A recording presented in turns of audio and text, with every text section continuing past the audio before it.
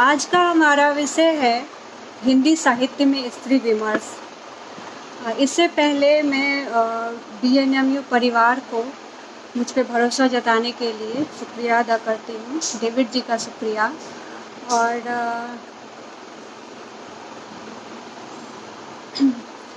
BNMU के PRO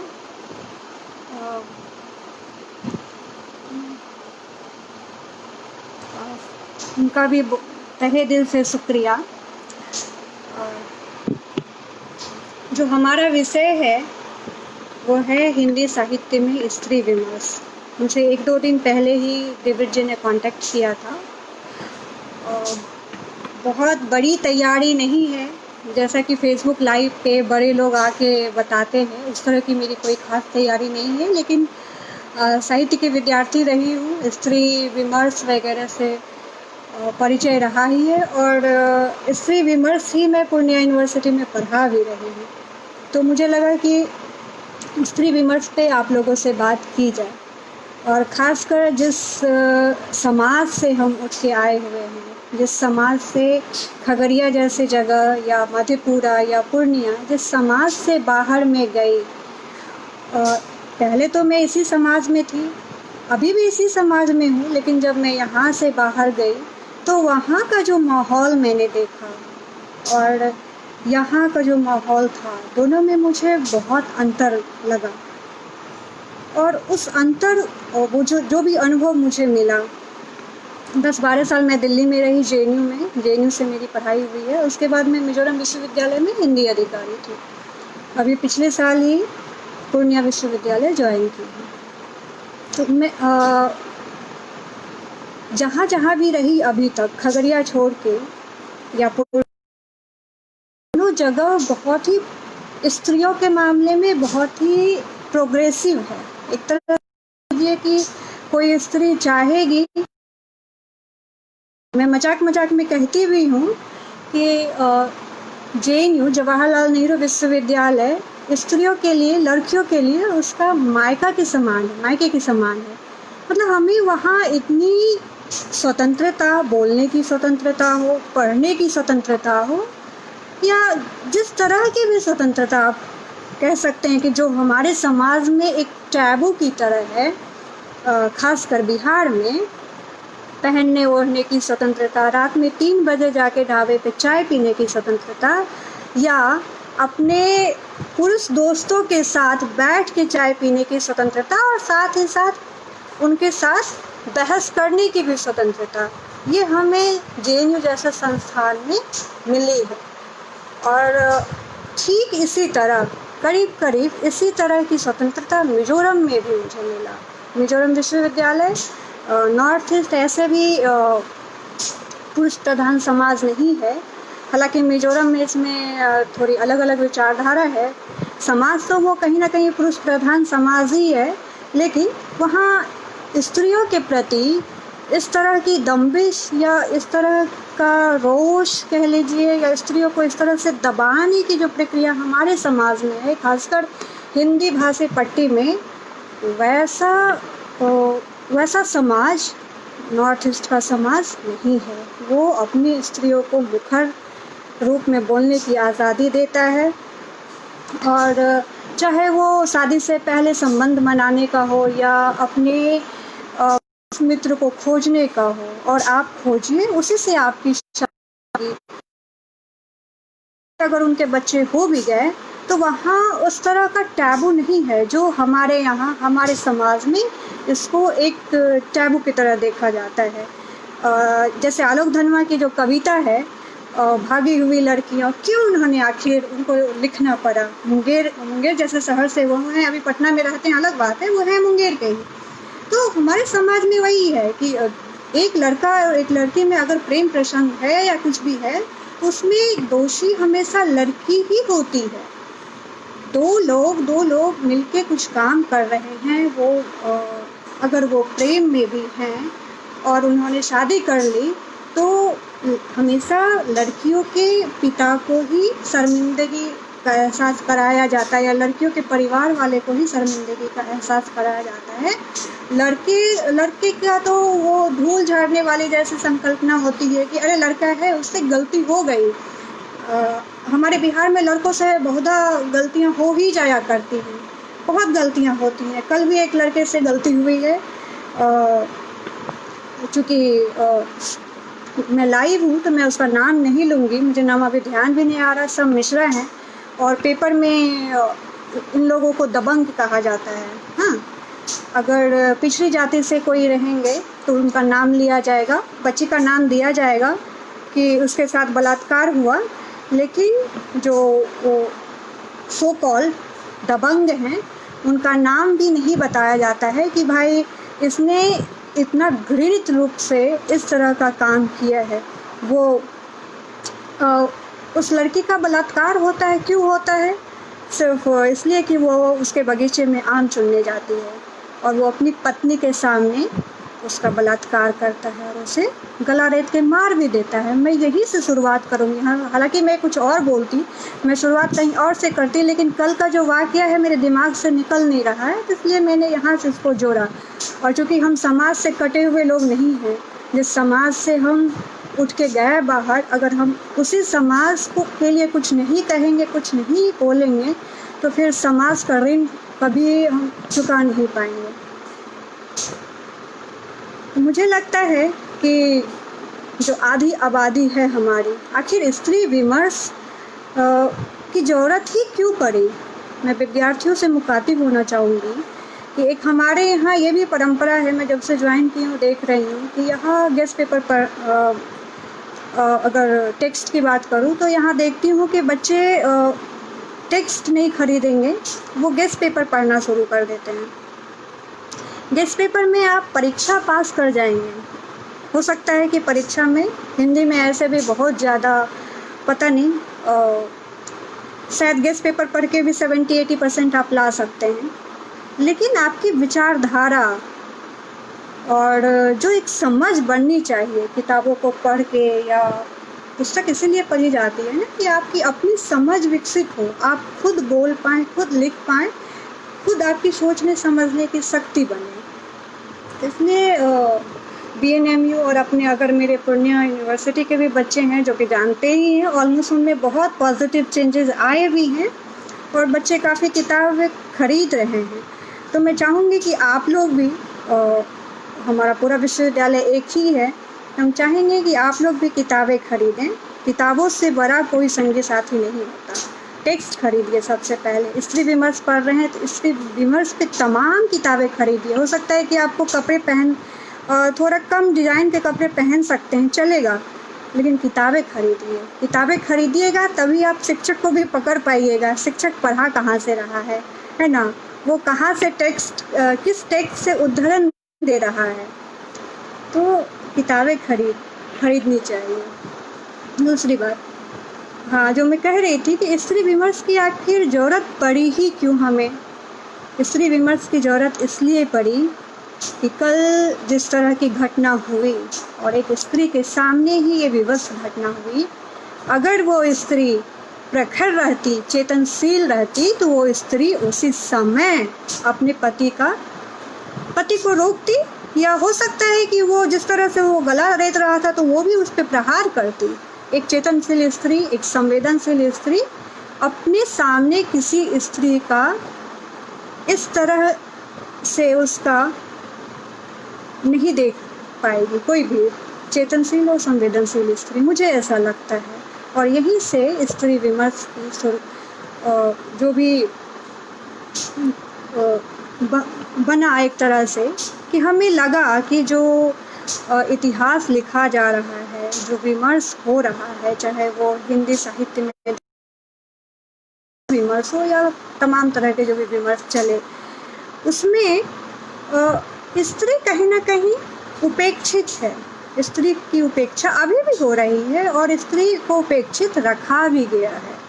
तो इसलिए इस विमर्श की ज़रूरत पड़ी, इस पे काम करने की ज़रूरत पड़ी कि इस पे काम किया जाए, क्योंकि इस पे पुरुष नहीं करेंगे। हमारा समाज पुरुष प्रधान समाज है, जो ये जो ये नहीं देखता है कि आप क्या पढ़ रहे हैं, आप क्या पढ़ा रहे हैं, जिसके दिमाग में सिर्फ ये चल रहा है कि आपने किस तरह के कपड़े पहन रखे हैं, या आपका स्लीव वो जो है ब्लाउज़ का स्लीव छोटा है या तंग है, या तमाम तरह की जो अवधारणाएं और ये मंच पर से ये सारी बातें बोली जाती हैं कि स्त्री वैसे ही अच्छी है जो पुरुष की अनुगामिनी हो, मतलब स्त्री का दो रूप हो, कोट एंड अनकोट, ऐसे करके बोला जाता है कि एक सीता और एक शूर्पणखा है। तो आप तय कीजिए, वुमेंस डे में ऐसा मैंने एक मंच पे किसी को कहते सुना, और वो बड़े प्रोफेसर हैं, कि स्त्री का दो रूप है, एक सीता और एक शूर्पणखा का। अब आप तय कीजिए कि आपको सीता बनना है या आपको शूर्पणखा बनना है। तो भाई साहब, आप ये तय करने वाले आप कौन होते हैं कि मुझे सीता बनना है या शूर्पणखा बनना है? उसके बीच में स्त्रियां होती है। तो इसी सीता और शूर्पणखा की उनके बने बनाए हुए जो मनगढ़ंत किस्से हैं, उसको तोड़ने के लिए भी स्त्री विमर्श की जरूरत पड़ी। और लोग जो भी स्त्रियां आत्मकथा के रूप में हो, या महादेवी वर्मा ने जो श्रृंखला की कड़ियों में स्त्रियों की दारुण दशा का चित्रण किया है, बंग महिला ने जो चित्रण किया है, या तमाम हमारे पुरखों ने जो चित्रण किया है, कहीं ना कहीं उनको जरूर ऐसा महसूस हुआ, तभी उनको खुद से लेखनी चलानी पड़ी। आज मैं इसी बोलने के सिलसिले में कुछ देख रही थी यूट्यूब वगैरह पे, तो मैं मृणाल पांडे उनका एक लेख पढ़ रही थी।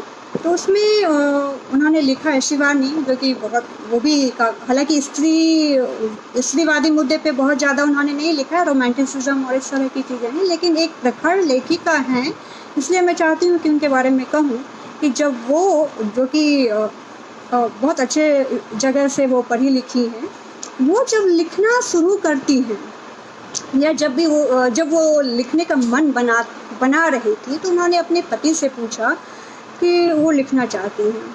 तो उनके पति साहब ने कहा कि ठीक है, तुम लिखो, लेकिन तुम्हारा जो नाम है गौरा पंत, उससे नहीं लिखना है। आपको लिखना किससे है? तो आप एक अलग सा नाम लिखने के लिए रख लीजिए, ताकि समाज में जो स्त्रियों को लिखने को लेकर भी एक टैबू था कि स्त्री अगर कुछ लिख रही हैं तो उसको भी एक गलत नज़रिए से देखा जाता था। जैसे अगर स्त्रियां पहले सिनेमा में जाती थी या कोई स्त्रियां डांस करती थी, उसको भी बहुत गलत नज़रिए से देखा जाता था। ठीक उसी तरह लिखने को लेके भी एक टैबू था समाज में।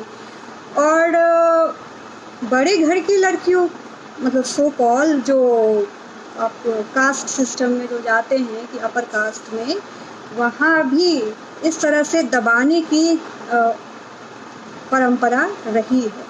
और वो शायद इस मुद्दे पे बाद में आऊँगी कि किस तरह से मध्य वर्ग या दलित वर्ग और किस तरह से वहाँ स्त्रियों को किस तरह से देखा जाता है। तो जो गौरा पंत का मैं नाम बोल रही थी, फिर उन्होंने शिवानी उपनाम से लिखना शुरू किया। तो कहीं ना कहीं मृणाल पांडे कहती है कि मुझे जब तक मतलब उनकी समझ नहीं बनी थी, तभी तक तो मुझे उतना समझ में नहीं आता था कि मेरी माँ शिवानी नाम से क्यों लिखती है। लेकिन जब मेरी अपनी समझ बनी, तब मुझे बहुत अंदर से बहुत अजीब लगा कि अगर हम अपने ही बारे में, या मैं कुछ लिखना चाहूँ, मान लो मैंने कुछ क्रिएटिव किया, मैंने कुछ कला बनाया, मैं कोई कलाकृति बनाता है, तमाम तरह की चीज़ें होती हैं। कोई डांसर है, अब डांस में कोई डांस कर रहा है, या कोई गाना लिरिक्स ही लिख रहा है। मान लीजिए कि मैं कुछ सिनेमा में लिरिक्स लिखती हूँ और वो नाम से ना चाह के किसी छद्म नाम से जाए, और फिर मेरा जो अपना अस्तित्व है वो कहाँ रहेगा? इसी अस्तित्व के तलाश में बाद में ये नारीवादी चिंतन, या इस तरह से प्रखर नारीवादी चिंतन सारा आता है, जो आत्मकथा के रूप से बहुत खुले रूप में आपको देखने को मिलेगा स्त्रीवादी उसमें विचारधारा। शिवानी जी मान गई, गौरा पंत शिवानी बन गई, लेकिन उन्होंने कहीं ना कहीं इतना इस तरह का हौसला तो दिखाया कि लिखने की कोशिश की। जिस समाज में लिखने को भी एक टैबू की तरह देखा जाता था, उन्होंने कलम को पकड़ा और स्त्रियों को एक दिशा दिया कि आप भी लिख सकती हैं, आप भी आगे बढ़ सकती हैं। तो खैर आते हैं स्त्री विमर्श वाले मुद्दे पे। यहाँ पे भारत के स्त्री विमर्श पे मैं अगर बात करूँ तो यहाँ उस तरह का इतिहास नहीं रहा, स्ट्रगल का इतिहास जो कह लें कि भारत में कोई बहुत आंदोलन हुआ, बड़ा आंदोलन हुआ और उसके तहत स्त्रियों को अधिकार मिले, या उसके बाद स्त्रियों ने लिखना शुरू किया या उसको दबाया जा रहा था। तो एक प्रखर नारीवादी चिंतन का जो एक समूह है वो लोग बड़ा आंदोलन किए। इस तरह का आंदोलन भारत में नहीं दिखता है जो कि यूरोप में था। तो हम कह सकते हैं भारत की स्त्रियों को या हम लोगों को बिना मेहनत किए, एक तरह से कह लीजिए, बिना सड़क पे उतरे, बिना प्रोटेस्ट किए, हमारे हाथ में वो शक्ति मिल गई। चाहे वो वोट देने का अधिकार हो या फिर लिखने का अधिकार हो। थोड़ा बहुत स्ट्रगल करना पड़ा सबको, लेकिन यूरोप में जिस तरह से तालेबंदी की गई या नारेबाजी की गई या विमेन का एक पूरा तमाम स्ट्रगल चला, वैसा भारत में नहीं दिखता है। तो शायद वीर भारत तलवार इस पे कहते हैं कि शायद यही कारण है कि भारत का जो स्त्रीवादी चिंतन है वो इतना प्रखर नहीं है, उतना प्रखर रूप से नहीं निकल के आता है जितना कि ये यूरोप में या अमेरिका में, उस तरह के उन देशों में जितना प्रखर रूप से हमारे सामने आता है। क्योंकि कहते हैं ना कि अगर आप स्ट्रगल करते हैं किसी चीज़ को पाने के लिए, अगर आपको मेहनत करनी पड़ती है तो शायद आपको उसका मूल्य समझ में आता है। जो चीज़ हमें बैठे बिठाए मिल जाता है, बिना मेहनत के मिल जाता है, बिना स्ट्रगल किए मिल जाता है, उस चीज़ का मूल्य भी हम नहीं समझ पाते हैं कि आखिर मेरे एक वोट देने का मूल्य क्या है, या मेरे हाथ में जो ये कलम है, इस कलम की शक्ति क्या है। हाँ, अभी भी महिला आरक्षण की बात की जा रही है, लेकिन तमाम तरह की दुश्वारियाँ, तमाम तरह की दिक्कतें आ रही हैं और पता नहीं कितने सालों से लंबित पड़ा हुआ है। लेकिन हमारे यहाँ कोई इस तरह की एकता नहीं बन पाती है, या हम सड़क पे इस मांग को लेके बाहर नहीं निकल पाते हैं कि भारत में या फिर ये जो महिला आरक्षण है उसमें एक एकता बन सके और महिला आरक्षण का बिल पास हो संसद में। तो ये और इसके पीछे क्या कारण है, इसके पीछे के कारण को भी जानना जरूरी है। अब वीर भारत तलवार को अगर मैं कोट करूं, प्रोफेसर, आज गुरु दिवस भी है और वो मेरे गाइड भी रहे हुए हैं, तो उनका नाम आ भी गया सप्रसंगस क्योंकि उन्होंने इस पे काम भी किया है। तो वो लिखते हैं कि 2-4 स्त्रियां हैं जो जैसे मैत्री पुष्पा, प्रोफेसर रोहिणी अग्रवाल या और भी स्त्री लेखिका है जो स्त्री मुद्दे पे यहाँ सजग हैं, कृष्णा अग्निहोत्री, ये तमाम लोग। लेकिन ये लोग उस तरह से मुखर नहीं है। मैत्री पुष्पा जी अभी भी सिंदूर, बिछिया और ये जो गहने और या मैंने बिंदी लगाया हुआ है, तो इन चीज़ों पे ही अभी तक हैं। हालांकि उनकी कहानियाँ, उनका उपन्यास जब आप पढ़ेंगे तो उसमें वो बहुत मुखर रूप से आती हैं, बहुत सेक्सुअलिटी की जो चीज़ें हैं वो बहुत मुखर रूप से वो लिखती हैं। लेकिन जब उनके लेख में आप पढ़िए या फिर वो जब भी इंटरव्यू देती हैं, तो अभी भी हर साल के आसपास या जो ये होता है रिचुअल बिहारी औरतों का कि वो सिंदूर लगाती हैं नाक तक, और ये तो उन चीज़ों को लेके मैत्री पुष्पा काफ़ी मुखर रहती हैं। पटना लिटरेचर फेस्टिवल में मैत्री मैम आई थी, उषा किरण खान और ये सब काफ़ी स्त्री लेखिकाएं वहाँ थी। तो मैंने मैम से पूछा, एक छोटा सा इंटरव्यू भी लिया, वो रिकॉर्डेड है, कि मैम स्त्रीवादी मुद्दे पे जो आप सिंदूर, ये तमाम तरह के जो टैबू आप मतलब और इसके कारण स्त्रियों का शोषण है।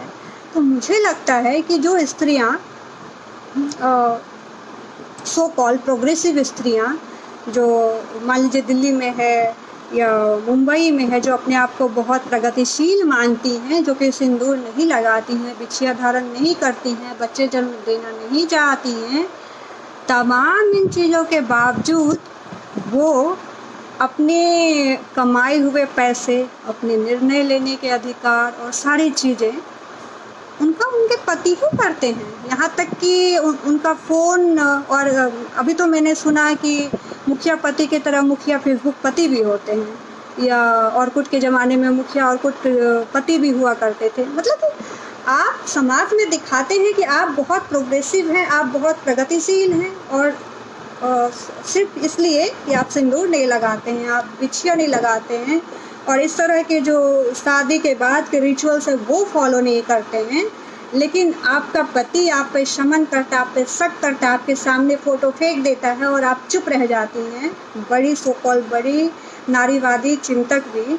तो मुझे लगता है कि आपसे ज़्यादा प्रखर, आपसे ज़्यादा चेतनाशील गांव की वो औरत है जो कि ये तमाम चीज़ें धारण करती हैं, बावजूद इसके उसके पति में इतनी हिम्मत नहीं है कि वो उसके सामने उसका फ़ोटो या जो भी चीज़ है इस तरह से स्त्रीवादी मुद्दे पे या उस पर हाथ उठा ले या उसको आप गाली दे दे।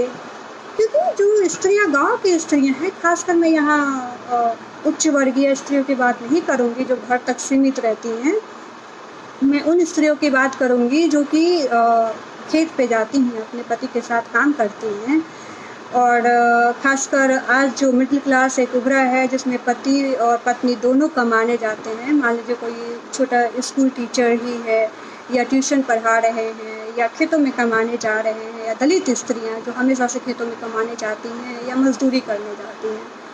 तो उन लोगों में जो क्योंकि दोनों एक दूसरे पे आश्रित हैं, है ना। यहाँ अन्योन्याश्रय वाला जो धर्मवीर भारती कहते हैं ना कि जो हिंदू स्त्रियां हैं, एक बड़ा अच्छा सा टर्म वो यूज करते हैं कि वो बस अपने पति पे एक तरह से भार की तरह है कि अभी मैं देखिए भूल रही हूँ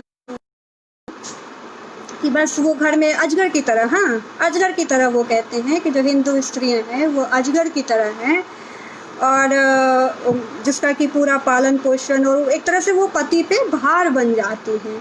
और इसी भार को उतारने के लिए उसका जो पति है, मतलब उसको इस तरह से उसका शोषण करता है, उसका मानसिक प्रताड़ना करता है, या सेक्सुअल अब्यूज़ करता है, या जो इस तरह की जो भी चीज़ें सुकूल बड़े घरों में भी होती है, लेकिन वो चीज़ें जो होती हैं वो बंद दरवाजे के अंदर होती हैं। हमने बहुत सारे उपन्यास भी पढ़ा है, हम जानते हैं। नागार्जुन, आप नागार्जुन को देखिए, हालांकि स्त्री विमर्श एकदम से स्त्री वाला लिखा हुआ नहीं है, लेकिन नागार्जुन की भी बहुत सारी कहानियाँ और बहुत सारे जो उपन्यास, जो विधवा है उसका किस तरह से शोषण किया जाता है। हाँ, अपने ही घर के लोग शोषण करते हैं विधवा का, और अगर विधवा सशक्त है, वो नहीं मानेगी कुछ उनका, मान लो कि वो सेक्सुअल अब्यूज कर रहा है या कुछ सेक्सुअल फेवर चाह रहा है, उसका देवर, उसका भैंसुर, उसका ससुर, यहाँ तक कि ससुर भी, बंद दरवाजे के अंदर बहुत सारी चीज़ें होती हैं, लेकिन उसको देखने वाला कोई नहीं होता। वो औरत और ज़्यादा सताई जाती है, बावजूद इसके कि जो खेत पे काम करती है। हालांकि उनके लिए दुश्वारियाँ हैं उन औरतों के, जैसे कि कल उस बच्ची के साथ हुआ। तो औरत के औरतें हैं, ओबीसी हैं, तो उनका जो ठाकुर हैं या इस तरह की तमाम कहानियां हैं हमारे यहाँ कि उनका दैहिक शोषण करते हैं। उपन्यास में भी बहुत सारा जगह ऐसा चित्रण हुआ है। क्षारण उपन्यास को आप ले लीजिए, या फिर विचारधारात्मक स्थल, उस पर भी अगर आप जाइएगा तो जो मार्क्सिज्म है, हिंदुइज्म है, आप इसको राइट विंग, लेफ्ट विंग, उन तमाम तरह का, और अगर औरत के नज़रिए से देखें तो ये तमाम तरह के विंग खोखले हैं। और अगर औरत के हिसाब से औरतों का शोषण हर जगह है। इस चीज़ को रेणु जी ने भी उठाया। जो कालीचरण है, या फिर मंदिर में किस तरह से उसका शोषण होता है देवदासी के रूप में औरतों का, और अभी भी समाज में है ये चीज़ बना हुआ। या फिर अगर हम किसी को प्रगतिशील मान लेते हैं कि उनकी विचारधारा प्रगतिशील है, तो ज़रूरी नहीं है कि औरतों के बारे में उनका नज़रिया, औरतों के बारे में वो अपने घर के औरतों को या दूसरी औरतों को उसी प्रगतिशील नज़रिए से देखते हैं या उसी प्रगतिशील नज़रिए से संचालित होते हैं। ऐसा कदापि नहीं है, और ये तमाम उपन्यास इसके उदाहरण हैं। इधर के उपन्यास का इसलिए उदाहरण दे रही हूँ क्योंकि हम बिहार से हैं, तो हम चाहेंगे कि बिहार के उपन्यास को भी मुखर रूप से स्थान मिले। कहीं ना कहीं बहुत तरह की राजनीति होती है कि बिहार के जो उपन्यासकार हैं या बिहार के जो लेखक हैं उनको वो तवज्जो नहीं मिलती है या वो स्थान उनको नहीं मिला जिसके कि वो अधिकारी हैं। तो शायद ये हम लोग का नैतिक कर्तव्य भी बनता है, जो हम बिहार से हैं या बाहर गया पढ़ने लिखने के लिए, जिसकी चेतना या जो लिख पढ़ सकते हैं तो वो अपने यहाँ के लोगों के मुद्दे को उठाए, अपने यहाँ के उपन्यासकार के पे कुछ लिखे या अपने यहाँ के आलोचकों को लिखे, जिनको कि मुख्य मीडिया कहिए, मुख्य धारा का समाज कहिए, वो हमेशा उपेक्षित नज़र से देखता रहा है।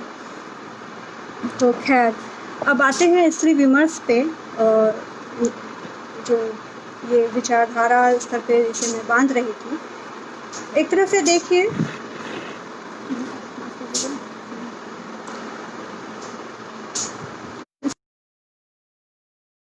तो सबसे ज़्यादा मुखर कथा में मुझे लगता है कि स्त्रियाँ आत्मकथा में सबसे ज़्यादा मुखर रूप में दिखी हैं। महादेवी वर्मा की कविताएं, महादेवी वर्मा भी स्त्री के शोषण, उसके दमन और उनके सारे चीज़ों का को उठाती हैं श्रृंखला की कड़िया में। उनके साथ किस तरह से शोषण होता है या दलित स्त्री का समाज में क्या स्थान है उनके बारे में। लेकिन जो हमारा इतिहास रहा है या हिंदी साहित्य के जो निर्माता रहे हैं, वो हमेशा महादेवी वर्मा को एक छायावादी कवित्री के रूप में ही उनको उस तरह से एक सांचे में डाल दिया कि वो छायावादी कवित्री है, और उनका जो दूसरा रूप है वो उतना प्रखर रूप से नहीं आ पाया। कि स्त्री मुद्दे पे भी महादेवी वर्मा ने आज से 100 साल पहले मतलब इतनी बड़ी, इतनी विचारधारात्मक बात कह दी है, जिसको कि अभी हम आज की लेखिकाएं जिस पे लिखना शुरू कर रही हैं। तो श्रृंखला की कड़िया में ऐसे तमाम उदाहरण आपको देखने को मिल जाएंगे, जिसमें उन्होंने स्त्री के दलित स्त्री के शोषण को दिखाया है। किस तरह से एक छोटी सी बच्ची का करीब उससे दुगुने एज के आदमी से, उम्र के आदमी से शादी कर दी जाती है। इस तरह की चीज़ें भी उन्होंने दिखाई। बिबिया में है श्रृंखला की कड़िया में, इसमें आप देखे होंगे, जिन्होंने भी पढ़ा होगा, जिन बच्चों ने भी, वो जानते होंगे कि महादेवी वर्मा ने भी इसे प्रखर रूप से इस मुद्दे को उठाया है। बात की उसमें हम आए, अगर हिंदी साहित्य में देखें तो मुझे लगता है कि कृष्णा शोभती, मैत्री पुष्पा और तमाम उनके ये सिंदूर बिंदी और इन चीज़ों को छोड़ देते, तो अगर हम उनके साहित्य पे अगर आएँ तो मुझे लगता है कि उन्होंने भी बहुत प्रखर रूप से उठाया है इन मुद्दों को। समाज में स्त्रियों की जो स्थिति है, और उनकी आत्मकथा गुड़िया भीतर गुड़िया, कस्तूरी कुंडल वैसे और मन्नू भंडारी इन्होंने, और प्रभा खेतान इन्होंने भी, प्रभा खेतान ने बहुत प्रखर रूप से इन चारों को अगर मैं देखूं तो मुझे लगता है कि प्रभा खेतान ज़्यादा मुखर रूप से आलोचना के क्षेत्र में भी और हिंदी साहित्य में आत्मकथा में भी वो उनकी जैसे मुखरता मुझे ना तो मन्नू भंडारी में लगा, मतलब मैं इन पर्सनल बोल रही हूँ, मुझे जैसा लगा। हो सकता है कि मन्नू भंडारी ज़्यादा प्रखर चिंतक रही हो या मैत्री पुष्पा बड़ी चिंतक रही हो। एक सामान्य विद्यार्थी होने के नाते मैं कह रही हूँ, मुझे ऐसा लगा कि प्रभा खेतान ज़्यादा सशक्त है। यूरोपियन, चाहे वो इसका अनुवाद करे सेकेंड सेक्स का, स्त्री उपेक्षिता करके, या फिर उनकी जो अपनी आत्मकथा है अन्या से अनन्या। अन्या से अनन्या में भी उन्होंने दिखाने की कोशिश की है कि किस तरह से एक सामान्य स्त्री का जीवन होता है, मध्यवर्गीय स्त्री, मध्यवर्गीय लड़की का किस तरह से अपने ही घर में शोषण होता है। ये भी एक बड़ी समस्या है हमारे समाज में, जो कि जिसका कि दिखाने का जो एक जो मुखौटा है, तो जैसे कहते हैं ना कि हाथी के दांत दिखाने के और होते हैं, खाने के कुछ और होते हैं। तो समाज दिखने में बहुत अच्छा लगता है बाहर से, उसका बाह्य आवरण बहुत अच्छा रहता है, लेकिन उसका वो अंदर से इतना गलित है कि अन्या से अनन्या जब आप पढ़ेंगे तो बाद के पृष्ठों में जब वो लेखिका खोलती है तो उसका अपना भाई ही उसके साथ अब्यूज करता है, सेक्सुअल अब्यूज करता है, सेक्सुअल फेवर लेता है, वो भी उस अवस्था में जबकि वो 13 साल की रहती है। और शायद देह को वो बहुत अच्छे से समझ भी नहीं, 13 साल की बच्ची के लिए देह का अर्थ कितना रहता होगा, वो देह के अपने देह के बारे में वो कितनी सजग होती होगी, हम सब इससे अनजान नहीं हैं। हम सबके यहाँ बच्ची है, और वैसे देश में जहाँ सर्वभूतेषु शक्ति स्वरूप और तमाम तरह के जो हमारे मिथ में स्त्रियों को देवी स्वरूपा बना दिया गया है। देवी बना दीजिए स्त्री को ताकि वो कुछ बोले नहीं, है। सबसे ज़्यादा शोषण उन देवियों का ही होता है। एक अच्छा जो मिथ ही है हमारे यहाँ, देख लीजिए, जो हमारे जितने भी देवता हैं सारे के सारे बलात्कारी हैं यार। मतलब एक भी ऐसे देव नहीं हैं जिन्होंने बलात्कार ना किया हो। तो हम वेद पुराण और जो तमाम चीज़ें हैं, अगर स्त्री उसका वर्णन जिस दिन अपने हाथ में लेके करने लगेगी, मुझे लगता है कि वो फिर किस तरह, शायद यही कारण है कि लोक भाषा के बरक्स एक जो खड़ी बोली या संस्कृत, इन चीज़ों को खड़ा किया गया। संस्कृत को इसलिए स्त्रियों को और शूद्रों को पढ़ने से मरहूम रखा गया कि इनकी जो तमाम चालाकियाँ हैं, तमाम चीज़ें हैं, वो तो इन्हीं में हैं। और उनके वेद में, श्रुत में, पुराण में उन्होंने जो कहानियाँ, दुर्गा सप्तशती पढ़ी है, मैं तो पाठ करती हूँ, हैं। अब मैं कह रही हूँ, मैंने पाठ किया, अभी नहीं करती हूँ, मैंने पाठ किया, इसी समाज से आगे निकल के गई हूँ तो मैंने भी पाठ किया है। जिस तरह से दुर्गा सप्तशती में दुर्गा जी के अंगों का सांगोपांग वर्णन होता है, कौन ऐसा बेटा होगा जी जो अपने माँ का ऐसा वर्णन करेगा। यहाँ तो खून खराबा हो जाएगा अगर किसी के माँ के बारे में हम ऐसा वर्णन करेंगे। तो शायद यही कारण है कि उन्होंने जो संस्कृत भाषा को चुना, देव भाषा उसको बना दिया, कि जो चीज़ें उन्होंने गढ़ी हैं, जो मिथ उन्होंने गढ़ा है, जो कि हमारे समाज में है ही नहीं, जिसको कि आप प्रूव नहीं कर सकते, जिस पे कि आप बात नहीं कर सकते, उन्होंने ऐसी चीज़ों को गढ़ा। और समाज के आधे तबके, आधे क्या, अगर हम मान लें कि जो जिन्होंने गढ़ा है 3-4% अगर उनकी आबादी है, तो उनकी आधी अपनी आबादी को भी मान लें तो कम से कम 2% आदमी ऐसे हैं जिन्होंने इन सारे मिथकों को, इन सारे चरित्रों को गढ़ा है। हाँ, क्योंकि उन्होंने अपने स्त्रियों को भी तो ये अधिकार दिया ही नहीं था कि आप संस्कृत पढ़ें। हाँ, आप नाटक रंगमंच में, अगर जो भी विद्यार्थी पढ़े होंगे नाटक और रंगमंच, उनमें जानते होंगे कि पहले जो संवाद नाटक और रंगमंच में हुआ करते थे, उसमें स्त्रियाँ लोक भाषा में बात करती थी। हाँ, संस्कृत में जो पुरुष पात्र हैं वो संस्कृत में बात करते हैं, और जो स्त्री है वो लोक भाषा में बात करती है। क्यों करती है? आखिर आपने अपनी ही स्त्री को उस देव भाषा, तथाकथित देव भाषा को पढ़ने से क्यों वंचित रखा? क्या कारण थे? जब आप टेक्स्ट पढ़िएगा, और फिर मैं विद्यार्थियों से आग्रह करूँगी कि आप टेक्स्ट पढ़िए। जब आप टेक्स्ट पढ़ेंगे, लाइब्रेरी में समय बिताएंगे, तभी इन तमाम गुत्थियों से आप वाक़या आपको मिलेगा, और इस तमाम गुत्थियों को आप खोल भी पाएंगे कि आखिर क्या कारण थे, आखिर क्या कारण है कि हमारे समाज की स्थितियों को, हमारे समाज के महिलाओं की स्थितियों को या रिजर्वेशन की बात हो या जो भी हो, स्त्री रिजर्वेशन की बात हो, आरक्षण की बात हो, तो उन पे बात क्यों नहीं की जाती है। और आप कब तक कोई इस आसरे पे रहिएगा कि कोई आपके लिए बात करे।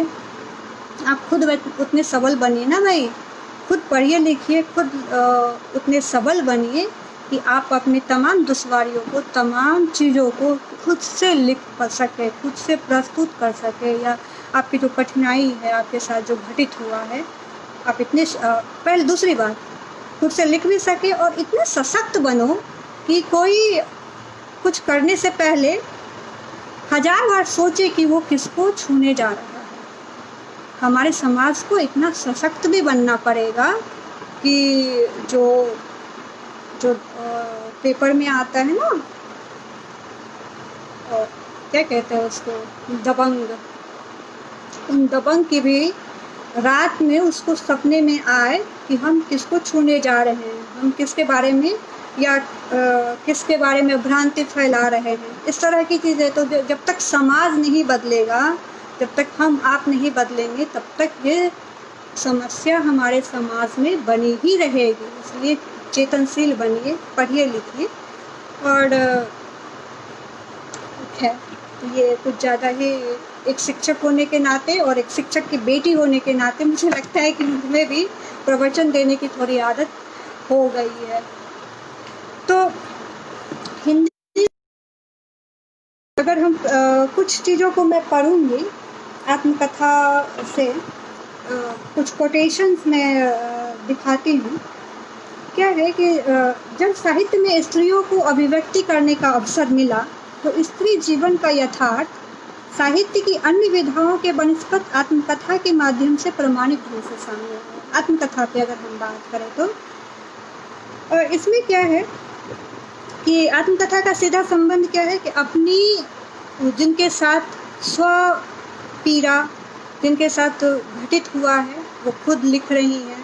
हाँ, तो इसमें एक जो लेखिका है वो लेखिका भी है, उसके साथ वो घटना भी घटी है और वो देख भी रही है। अगर वो फ्लैशबैक से लिख रही है तो एक पाठक के तौर पे भी, तो 3 तरह से उसका ये चीज़ उभर के सामने आता है आत्मकथा में, जिसमें प्रभा खेतान का मैंने बताया, मन्नू भंडारी, इन्होंने जो लिखा यही सच है, उनके जीवन की भी तमाम समस्याएं कुछ प्रधान समाज है, उस समाज में वो इतना हिम्मत करती हैं कि एक सवर्ण महिला एक ओबीसी के लड़के से जो कि विकलांग, मैं यहाँ जोर देना चाहूँगी कि विकलांग है, राजेंद्र यादव विकलांग थे, मानसिक स्तर पर विकलांग नहीं थे, मैं कह भी नहीं सकती, बड़े लोग हैं,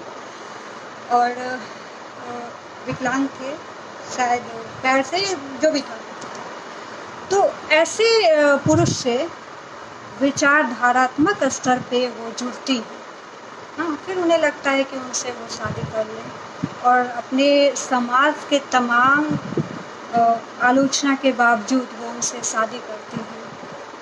फिर शादी करने के बाद उनको क्या मिलता है, ऐसा कहा जाता है कि हर तरह की आलोचना होती है।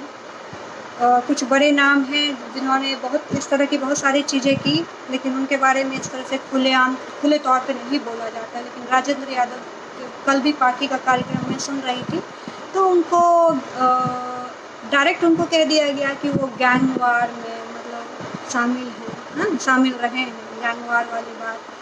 तो भाई राजेंद्र यादव को तो आप कह सकते हैं कि वो गैंग वार थे, अशोक वाजपेयी को आप नहीं कह सकते खुद उस तरह से नाम लेके खुले तौर पे, या और सोकल बड़े नाम को जो बड़े तोप हैं साहित्य के, क्योंकि कुछ नामों को छूना हमारे समाज में बहुत आसान होता है, चाहे उन्होंने समाज को बदलने में कितनी भी कुर्बानी दी हो, कितने भी जतन किए हो। वो बंदा अगर राजेंद्र यादव चाहते तो खुद भी और भी बड़ा से बड़ा साहित्य रच सकते थे, इतनी क्षमता थी उनमें, लेकिन उन्होंने एक दौर ही चलाया पूरा नए उभरते हुए रचनाकारों को हंस में जगह देने के लिए, हंस में लाने के लिए। वही हंस जिसके कि मालिक को अभी लगता है कि प्रेमचंद तो दो कौड़ी के हैं, प्रेमचंद ने तो कुछ लिखा ही नहीं है, जिसकी आधारशिला पे हिंदी साहित्य बना हुआ है, खासकर उपन्यास देखें तो उनको लगता है कि हिंदी साहित्य में प्रेमचंद का तो कोई स्थान ही नहीं है। खैर, मैं थी कहाँ पे, मन्नू भंडारी वाली चीज़ पे, कि मन्नू भंडारी ने जो कहा है यही सच में, उन्होंने बेसिकली उसमें मन्नू भंडारी के यही सच में जो है दो पुरुष और स्त्री के बीच जो तीसरी स्त्री चौथी स्त्री आती है, उस समस्या को उन्होंने मुखर रूप से उठाया है। बावजूद इसके कि राजेंद्र यादव है या पिछड़े समाज से हैं, तो इसका मतलब ये नहीं कि उनकी गलतियाँ छिप जाएंगी, उनकी गलतियों पे हम चर्चा नहीं करेंगे। अब हैं तो वो एक पुरुष है, तो ये पुरुषवादी समाज जो है, ये क्या कहते हैं, देह को एक पैमाना बना लिया है। हाँ, एक तरह से ये मानिए कि इन्होंने देह को एक पैमाना बना। अगर आप उन पे ये भी आरोप लगता रहा है कि जो भी स्त्रियां या बहुत तमाम स्त्रियां उस दौर की जो भी लेखिकाएं रही थी, तो कुछ सेक्सुअल फेवर और इस तरह की तमाम चीज़ें जो मैं खुद नहीं जानती हूँ, लेकिन ये आरोप है। अब मनगढ़ंत भी हो सकते हैं, लेकिन यही मन्नू भंडारी ने अपनी आत्मकथा में इन चीज़ों को भी उठाया है कि दूसरी तीसरी औरत जो भी उनकी ज़िंदगी में आई, इनके कारण उनका अपना घर तबाह हुआ और वो दोनों बहुत दिनों तक अलग अलग रहे। काफ़ी लंबे स्ट्रगल के बाद उन्होंने बाद में जाके शायद अपनी बेटी के कारण तलाक लिया, लेकिन काफ़ी दिनों तक वो अलग अलग ज़िंदगी जीते रहे। तो प्रभा खेतान मन्नू भंडारी के प्रभा खेतान की गुरु रहती हैं मन्नू भंडारी। प्रेसिडेंसी या कोलकाता यूनिवर्सिटी में जहाँ मन्नू भंडारी पढ़ा रही होती हैं, तो वहाँ प्रभा खेतान भी छात्रा के रूप में रहती हैं और वो मन्नू भंडारी कभी कभी अपनी निजी ज़िंदगी के बारे में प्रभा खेतान से बताती रहती है कि उनकी ज़िंदगी में क्या चल रहा था या क्या चल रहा है, जो भी है तमाम तरह की चीज़ें होती हैं। और उस समय उस प्रभा खेतान जो छात्रा के रूप में है, उनको राजेंद्र यादव एक विलन के रूप में दिखते हैं। वही प्रभा खेतान जब अन्या से अनन्या, उन्होंने खुद ही अन्या से अनन्या में कबूल किया है, मतलब एक्सेप्ट किया है इस चीज़ को, कि उस समय उनको राजेंद्र यादव एक विलन की तरह लग रहे थे। लेकिन फिर उनको यह एहसास होता है कि जिस चीज़ के लिए राजेंद्र यादव जी की आलोचना इतनी प्रखर रूप से होती रही थी, ठीक वही स्थिति में प्रभा खेतान भी आ जाती हैं अपनी ज़िंदगी में, जब वो डॉक्टर सर्राफ की ज़िंदगी में जाती हैं। डॉक्टर सर्राफ जो कि पहले से शादीशुदा हैं, उनके बच्चे हैं, और ये जानते हुए भी दोनों आगे बढ़ते हैं और करीब करीब एक सशक्त महिला जो उस ज़माने में, अभी की तो बात छोड़िए, उस दौर में कोलकाता चैम्बर ऑफ कॉमर्स की अध्यक्षा रही हैं। हाँ, और चमड़े का बिजनेस वगैरह वो करती थी, पेरिस हमेशा आना जाना, इस तरह की चीज़ें उनकी लगी ही रहती थी। तो इतनी सशक्त महिला जो कि हर मतलब क्या कहिएगा, वो प्रगतिशील हैं, जिनकी नज़र में इस तरह की चीज़ें, मुझे नहीं लगता है कि शायद डॉक्टर सर्राफ के मिलने से पहले उनके दिमाग वो किसी को इस तरह से जस्टिफाई करती। लेकिन जब डॉक्टर सर्राफ उनकी ज़िंदगी में आते हैं, तो वो उसी परिस्थिति में आ जाते हैं। वो भी उनके दिमाग में ये भी चलते रहता है कि मैं भी तो किसी एक महिला की ज़िंदगी का, जिसका कि बसा बसाया हुआ घर था, उसकी ज़िंदगी को मैं भी तो कहीं ना कहीं तबाह कर रही हूँ। और एक रखैल वाला जो कॉन्सेप्ट है, वो रखैल वाला कॉन्सेप्ट, ये भी उनको कहीं ना कहीं हॉन्ट करते रहता है कि मैं इतनी सशक्त हूँ, मुझे डॉक्टर सर्राफ से 1 रुपये की भी आवश्यकता नहीं है। अगर पूरी अन्या से अनन्या आप पढ़ेंगे तो आप देखेंगे कि प्रभा खेतान हमेशा डॉक्टर सराफ को या उसके बच्चे को हमेशा वो आर्थिक रूप से मदद ही करती आई हैं। उन्होंने उनके घर से कुछ नहीं लिया, उन्होंने उनके घर से यही लिया कि वो प्रेम के स्तर से, मानसिक स्तर से डॉक्टर सराफ से जुड़ी हुई थी। वही डॉक्टर सराफ जो कि जब कह लीजिए कि प्रभा खेतान बच्ची थी, जब उनको समझ नहीं था तो वो समझाते हैं कि हम एक बार मिलने के बाद कि अब हम लोगों को दूरी बना लेनी चाहिए, ब्ला ब्ला ब्ला जो भी था। लेकिन प्रभा खेतान ये नहीं मानती हैं।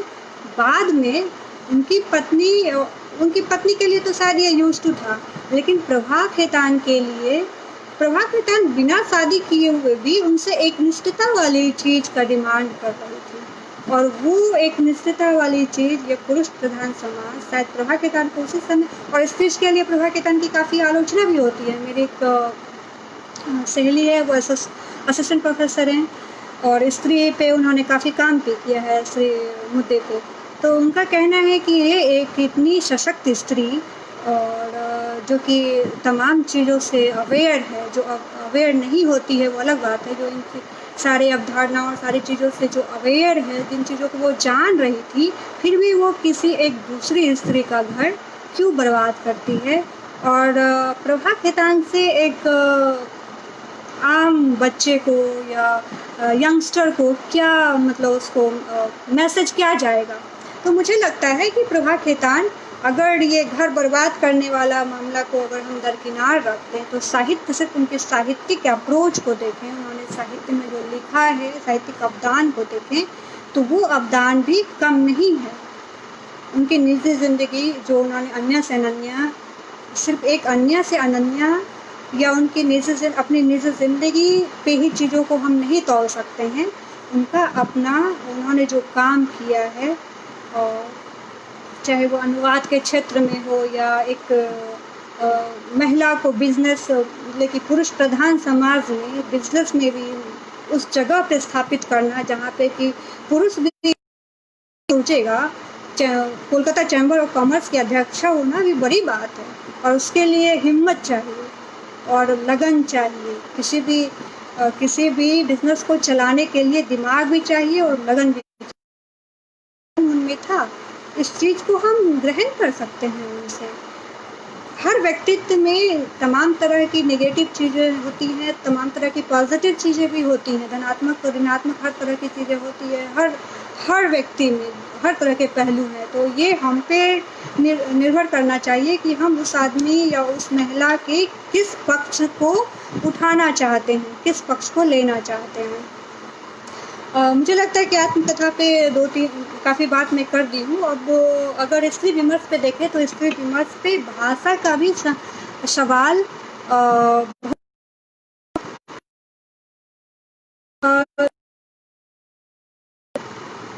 अभय दुबे की किताब है साहित्य में अनामंत्रित। अभय कुमार दुबे CSD से जुड़े हुए हैं, इनको आप लोग पढ़िएगा। इसमें भी काफ़ी आपको स्त्री विमर्श की काफ़ी चीज़ें मिल जाएंगी। तो इसमें उन्होंने लिखा है भाषा वाली बात पे कि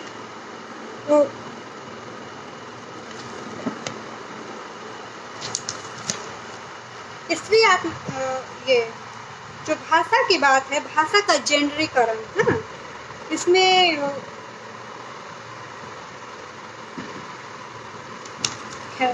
ये अभी लाइव में हम इस तरह से आपको पढ़ के बता भी नहीं सकते क्या लिखा है। मेन जो लबोलुआब है भाषा वाली चीज़ पे कि स्त्री भाषा, और जो भाषा हमारे समाज में चली आई हुई परंपरा, चली आई हुई भाषा है, उसके बरक्स एक ये भी डिमांड चल रहा है कि स्त्री भाषा भी बने, स्त्रियों की अपनी भाषा जिसमें उसके अपने दुख, अपने जो लोकगीत में वो रचती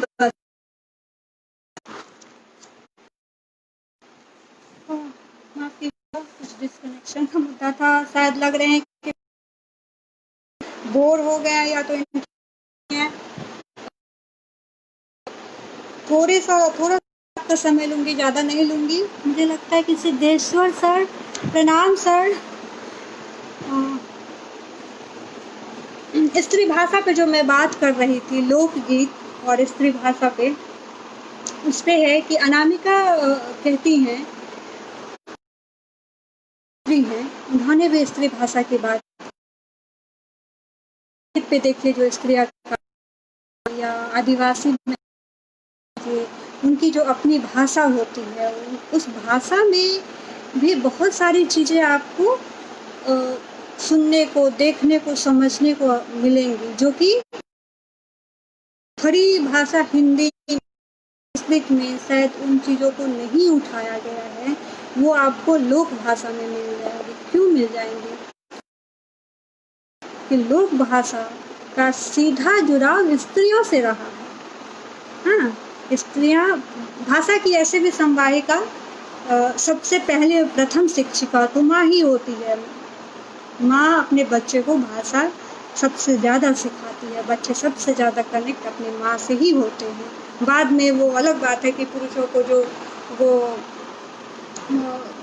वो वाला मैस्कुलिन मतलब कि आपको पुरुष होना है, उस तरह से माँ से डिटैच कर दिया जाता है, तो वो बाद में किया जाता है, लेकिन उससे पहले वो सबसे ज़्यादा अपनी माँ से ही जुड़े रहते हैं। तो जाहिर है कि अपनी माँ से ही भाषा का भी ग्रहण करते हैं।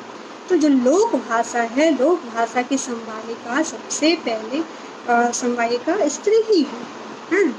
तो लोक भाषा में तमाम हमारे चीज़ गढ़े हुए हैं। ये जो मिथक की बात है, मिथक में जो सीता को अनुगामिनी और राम के पीछे पीछे चलने वाली और जो ये इस तरह का दो ध्रुव वाली बात कर दी गई है कि बनना है तो सीता बनो, हाँ, सीता की तरह आज्ञाकारिणी बनो, ये वाला मिथक या मर्यादा पुरुषोत्तम मर्यादा वाली चीज़ जो, या लक्ष्मण रेखा जब खींच दिया गया, लक्ष्मण रेखा को सीता ने पार किया तो सीता के साथ ऐसा हुआ। अच्छा, ये बहुत मज़ेदार है कि लोक भाषा में इस तरह की चीज़ें नहीं मिलती हैं। लोक भाषा में अलग चीज़ें हैं।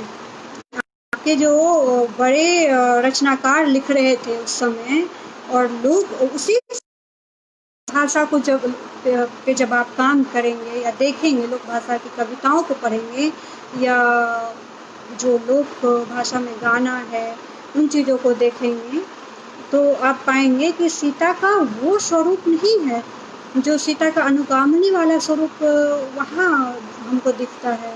वाल्मीकि रामायण में या तुलसीदास ने जिस सीता का वर्णन किया है, आदर्श वाली छवि, वो सीता हमारी लोक भाषा की सीता नहीं है। उनकी सीता सशक्त है।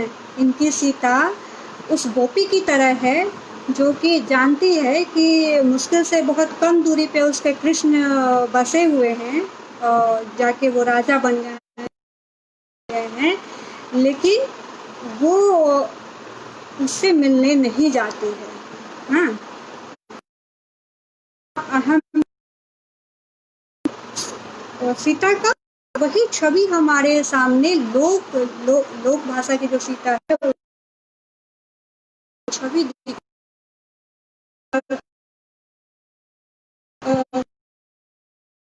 जी कहती हैं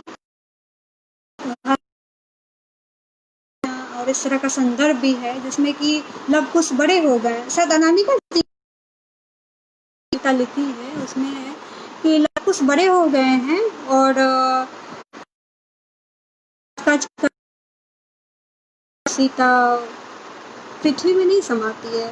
वो वीणा बजा रही है और फिर रावण आता है और रावण कहता है कि प्रिय, अब तुम मुझे ये वीणा सिखा दो। तो सीता का ये रूप भी हमारे सामने आता है कि वहाँ पे रावण के पर को, वहाँ जो अशोक वाटिका की जो सीता थी वो तिनके की ओट कर लेती है। आप भी आजकल रामायण चल रहा था, आप देखे होंगे, वो तिनके के ओट में रावण से अपना प्रतिवाद या संवाद करती है। जो जिसके की केस परिपक्व हो गई है, वो सीता वैसी नहीं है।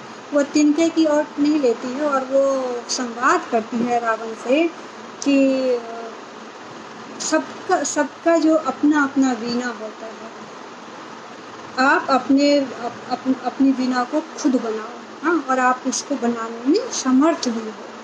तो कहने का आशय ये है कि जो ये हमारे मिथक में और पुराण में या कहानियों में, वेद में, में जो नारी की जो छवि बना गढ़ दी गई है, अनुकरणीय वाली, बनो तो सीता की तरह बनो, बनो तो सावित्री की तरह बनो, बनो तो अहल्या की तरह बनो, जो कि गलती नहीं होने पे भी पत्थर बन जाती है, जिनको पत्थर बना दिया जाता है। हाँ, इस तरह से जो गढ़ी गई है चीज़ें, उसके बरक्स लोक में उनकी छवि अलग है, सशक्त नारी है वो, लोक की नारी सशक्त है। हाँ, तो एक और वो हमको कहाँ मिलता है, जब आप लोक भाषा में चीज़ों को देखते हैं, अध्ययन करते हैं, तो स्त्री भाषा और लोक भाषा को अलगा के नहीं देखा जा सकता है। भाषा के सवाल पे एक ये भी मुद्दा बड़ा उठ के आता है कि शुरुआत से ही क्या है ना कि हमारी एक अवधारणा बना दी जाती है। जब हम स्कूल में, मैं भी सरकारी स्कूल से ही पढ़ी हूँ जहाँ बोरा लेके बैठा जाता था, तो वही कॉन्सेप्ट था लड़कियों को लेके कि वो राम आम खा वाला से जो हम शुरुआत करते हैं हिंदी की कहानी, तो वो लड़की काम करेगी और लड़का पढ़ने।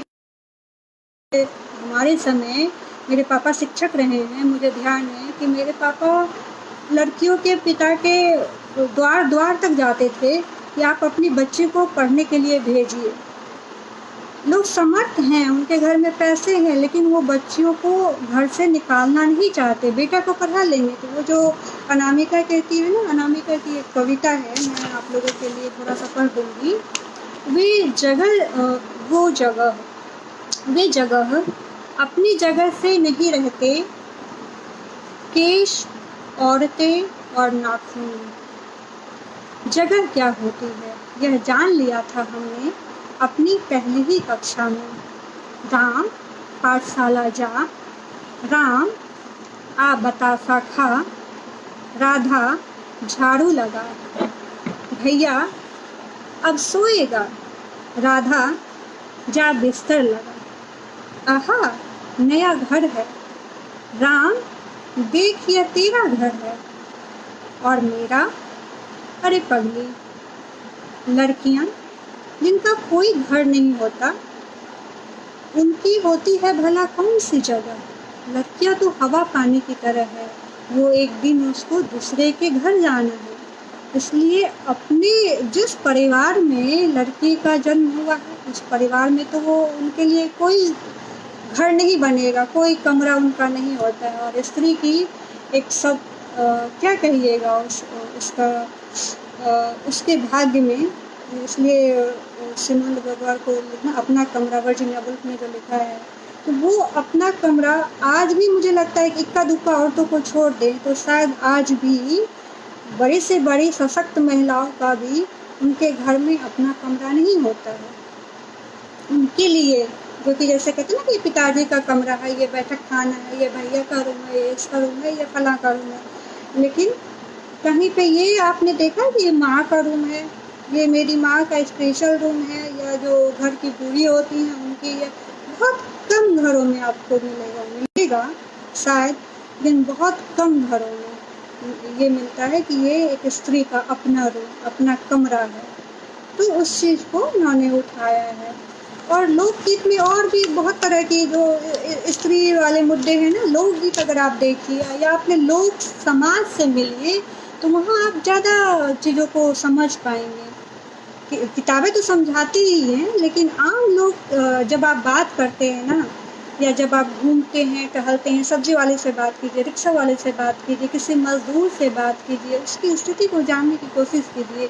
या कभी कभी देखिएगा कि मजदूर जो काम कर रहे हैं तो वो कौन सा गीत गाते हैं, या खेत में जो स्त्रियां काम कर रही हैं वो कौन सा गीत गाती है।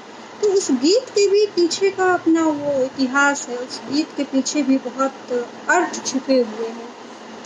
एक लोकगीत है, रुनकी झुमकी बेटी मांगिला, पढ़ल पंडित व दामाद, गंगा मैया दर्शन दिही न आज।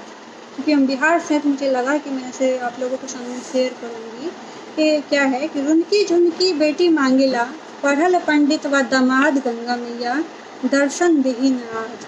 ये शिव जी के लिए है, ये जो लोकगीत है शिव जी के लिए गाया जाता है। और शायद अनामिका जी ने इसे राहुल संकृत्यायन के उसमें लिखा है लोकगीत में। तो राहुल संकृतन प्रकांड पंडित रहे हैं हमारे समाज के, लेकिन आप यहाँ स्त्री विमर्श में इसको यहाँ से जोड़िए कि उसका पहला लाइन देखिए उस लोकगीत में, लोक में भी देखिए हमारे सब कॉन्शस में भी चीज़ें किस तरह से भरी हुई रहती हैं, बैठी हुई हैं कि हम स्त्रियाँ लोकगीत बना रही हैं, लेकिन वो अपने लिए मांग भी क्या रही हैं। तो झुमकी झुमकी बेटी मांगना है, वो बेटी जिसका कि मतलब वो झुनुर झुनुर करके चलने वाली जिसका पायल है, मतलब या इस तरह से चीज़ें। और दामाद उसका क्या, पढ़ल पंडित व दामाद, दामाद उसका प्रकांड पंडित होना चाहिए। हाँ, तो माँ भी मांग रही है बेटी के लिए, शिक्षा नहीं मांग रही है, चेतना नहीं मांग रही है, क्या मांग रही है, दामाद वैसा मांग रही है। तो माँ आज की पढ़ी लिखी औरतों को मुझे लगता है कि यहीं से हमें लोकगीत से सीखना भी है, लेकिन लोकगीत में जैसा दर्शाया जरूरी नहीं कि हम वैसा ही अनुकरण भी करें। तो जो चेतनशील आज की स्त्रियां हैं और जो समझती हैं शिक्षा का महत्व समझती हैं, मैं देखती हूँ कि आज वो ज़्यादा सजग हैं अपने अधिकारों के प्रति भी, अपने बच्चियों के प्रति भी। और मुझे लगता है कि भाषा पे जो चीज़ें, यही एक दो चीज़ मैं करना चाहती थी कि भाषा, स्त्री भाषा पुरुष की जो बनी बनाई भाषा है उसके बरक्स स्त्री भाषा की भी ज़रूरत है, जिसमें स्त्रियां तमाम अपने सुख दुख को अपने तरीके से लिखे, उनको लगे कि हाँ उनकी भाषा से शब्द गढ़े गए हैं, उनके चीज़ों को रखा गया, साझा किया गया है। जैसे कुछ उदाहरण देखिए जो मर्दवादी चीज़ है उसमें, कि कुछ उदाहरण भाषा पे कुछ है, जैसे स्कूल में ही देख लीजिए, प्रधानाचार्य, तो इसको स्त्रीलिंग बनाने के लिए हमको प्रधानाचार्य कर दिया गया, हमने कर दिया। हाँ, या फिर और भी यहाँ मैं जब ज्वाइन की थी पूर्णिया विश्वविद्यालय, तो मैं असिस्टेंट प्रोफेसर लिखा करती थी, सहायक प्राध्यापिका, जो चीज़ है भी नहीं उसको आप जबरदस्ती गढ़ रहे हैं। हाँ, अध्यक्षा, तो इसलिए इसको अंग्रेजी में तो खैर वहाँ इस तरह की चीज़ें नहीं है, अंग्रेजी में इसलिए चेयरपर्सन और इस तरह से चीज़ें कर दी गई हैं, तो उसको फीमेल और मेल उसमें नहीं बांटा जाए। लेकिन भारत में अभी तक उतनी चेतना या उस तरह का भाषा पे उस तरह की चीज़ें अभी तक नहीं, वैसा माहौल नहीं बन पाया है, या यूँ कह लीजिए कि हमने औरतों में अपने अधिकार को लेके उस तरह की चेतना अभी तक, वीर भारत पलवाड़ा के शब्दों में अगर मैं कहूँ तो वो चेतना या वो एकता अभी तक नहीं बन पाई है औरतों में। तो उसकी भी ज़रूरत है कि आप अपने शब्द गढ़ें, पुरुष आपके शब्द गढ़ें। इससे बढ़िया है ना कि आप अपने लिए अपने शब्द को बने, लेकिन आप वैसे ना हो जाएं कि जैसा पुरुष कर रहे हैं। स्त्री को जैसे क्या है, रखेल पुरुष को कहते हैं हम कभी, प्रभा खेतान है, वो एक तरह से आप अन्या से अनन्या पढ़ेंगे, जो बच्चे जो भी हैं 15-16 बच्चे दिख रहे हैं मुझे जो भी हैं, मैं आपको कह रही हूँ कि अगर आप टेक्स्ट पढ़िएगा तो उसमें देखिएगा कि प्रभा खेतान इतनी सशक्त महिला है कि वो डॉक्टर शराफ के परिवार को एक तरह से चला रही है।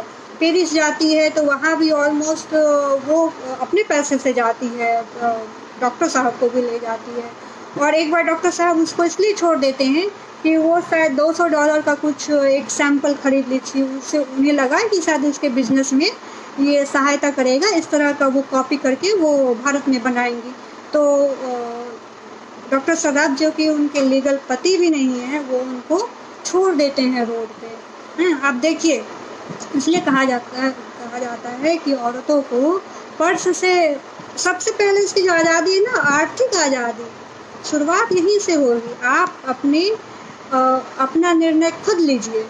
खुद निर्णय जब तक औरतें नहीं लेंगी तब तक वो जो स्वतंत्रता और ये वाली चीज़ें वो नहीं आ पाएगी। और दूसरा एक है कि स्त्री विमर्श में एक और मुद्दा है जो मुझे लगता है कि शायद इस पर थोड़ा सा बात करने की ज़रूरत है, एक दलित वाला मुद्दा, कि स्त्री विमर्श में एक जिससे कि दो धारा दिखता है मुझे, एक सवर्ण महिला, एक दलित वाला। हाँ, तो जो दलित महिला है उसके उसके साथ तो 2 तरह की समस्या है भाई। एक तो वो दलित है, उसका समाज में जो उसके पति को जो देखना पड़ रहा है समाज में, या पति उसका घर से बाहर निकलता है तो उसे जिस तरह की समस्या आती है वो समस्या तो है ही उसके साथ। अगर वो बाहर निकलती है, कोई दलित महिला मान लो पढ़ी लिखी है, वो बाहर निकल रही है, तो समाज में जो एक दलित पुरुष को जो समस्या हो रही है वो समस्या तो दलित स्त्री को भी होगी, जातिगत वाला। और दूसरी समस्या स्त्री है। और यहाँ पे स्त्रियां हैं, स्त्रियों की शोषण करती है, ये वाली चीज़ भी आती है कि जो भी दलित महिला के पैरोकार हैं या दलित महिला पे जिन्होंने बात किया है वो ये कहती हैं कि जो सवर्ण महिलाएं हैं तो उन्होंने क्या कहिएगा, उनको वो अधिकार या वो बराबरी का वो जो लहजा एक होता है ना, उस तरह से वो दलित महिला को उस तरह से नहीं देखती है। या मान लीजिए कि कोई ब्राह्मण लड़की या कोई ब्राह्मण तो छोड़ दीजिए, कोई ओबीसी की ही लड़की, ये भी बात खासकर महाराष्ट्र और साउथ में ये चीज़ बड़े मुखर रूप से सामने आ रही है। महाराष्ट्र के जितने भी स्त्री चिंतक से मैं मिली हूँ तो उन्होंने JNU में उन्होंने रिसर्च वगैरह के लिए आते जाते रहती थी, तो वो ये बहुत मुखर रूप से कहती थी कि जिस सवर्ण मानसिकता की बात आप करती हैं उस सवर्ण मानसिकता को ओबीसी जो है समाज है, ओबीसी समाज का एक धारा, खासकर आप कह लीजिए जो यादव जो सशक्त है, इसमें यादव है या कुर्मी है या पटेल जो भी हैं, तो ये लोग भी शोषण करते हैं दलितों का, और शायद उनसे ज़्यादा ब्रूटली करते हैं सवर्ण से, है ना। और ये हिंदी पट्टी वाले समाज है कि इसे बहुत आगे से और जोर दे के रेखांकित करने की जरूरत है। हम हर दिन समाज तो जो यहाँ की दलित स्त्री है उसका दलित स्त्री अपने मुद्दे को उठाना चाहे तो उसका 2 तरह का शोषण हुआ। एक शोषण एक स्त्री है, दूसरा कि वो दलित स्त्री है। और जिस शोषण की सवर्ण समाज को करता ही आ रहा था, ओबीसी समाज भी उसमें भागीदारी करता है। तो अभी देखिए ना आप, ओबीसी से ज़्यादा आपको ये अब सावन शुरू है कल से ना, सोमवार। अब देखिए जो ये कोरोना के डर से हो सकता है कि कम करे लोग थोड़ा, लेकिन सबसे ज़्यादा कांवड़ यात्रा ओबीसी समाज ही करते हैं। पिछले बार NDTV पे ये बहुत बड़ा मुद्दा बना था। लेकिन मुझे लगता है कि जितना समय आप जाया करते हैं कांवड़ यात्रा करने में, उतना समय अगर आप पढ़ने लिखने में दीजिएगा तो आप अपने समाज को ज़्यादा चेतनशील बना पाइएगा, ज़्यादा सजग बना पाइएगा। और वो तो चाहते ही हैं, जो आपसे कांवड़ यात्रा करवा रहे हैं वो तो चाहते ही हैं कि आपकी नज़र बस उस कांवड़ से आगे जाए ही नहीं, बैजनाथ धाम तक ही जाए। आपका दिमाग कोरोना है तो आप बैजनाथ धाम जाओ। आज क्यों नहीं आप कोरोना के समय जा रहे हैं बैजनाथ धाम? डॉक्टर छोड़ के जाइए, पूजा कीजिए, तो देखिए आपका कोरोना खत्म हो जाएगा। नहीं होगा ना, तो अभी डॉक्टर भगवान बने हुए हैं, वो फील्ड पे आके काम कर रहे हैं। जिस सरकारी अधिकारियों को, जिस सरकारी लोगों को, गरियाते लोगों का दिन जाता था, मतलब जबान नहीं रुकती थी, आज वही सरकारी आदमी, मैं भी सरकारी, अगर मैं 2 घंटा आपके लिए बोल रही हूँ तो मैं इस बोलने के एवज में कुछ पैसे नहीं ले रही हूँ। लेकिन आप किसी अंबानी के, टाटा, अजीज प्रेम जी विद्यालय के आपके लिए 1 घंटा सेशन रखें, उस सेशन का जो आपका वो होगा ना पैसे, वो सुन के आपके होश उड़ जाएंगे। तो ये जो क्या कहते हैं, चीज़ों को बेचने की जो वो बना हुआ है, या फिर उपनिवेश, इसको क्या कहिएगा, ग्लोबलाइजेशन के दौर में हर चीज़ को बेचा जाता है, हमारी संवेदना तक की भी ग्लोबलाइजेशन के दौर में। कहने का मतलब ये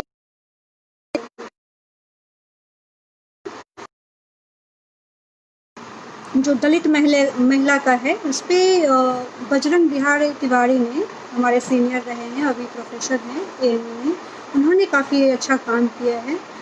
उनका और फिर गोपाल गुरु सोशल थिंकर हैं, उनको पढ़िए कवि गोपाल गुरु को। उन्होंने दलित महिला पे किस तरह से चीज़ों को लिखा है, दलित महिला की समस्याओं को किस तरह से उजागर किया है, इन चीज़ों को आपको मुझे लगता है कि पढ़ना चाहिए। एक दो उदाहरण मैं अगर आप कहेंगे तो मैं दे सकती हूँ। इसमें इस किताब का नाम है लेख है दलित वीमेन टॉक डिफरेंटली।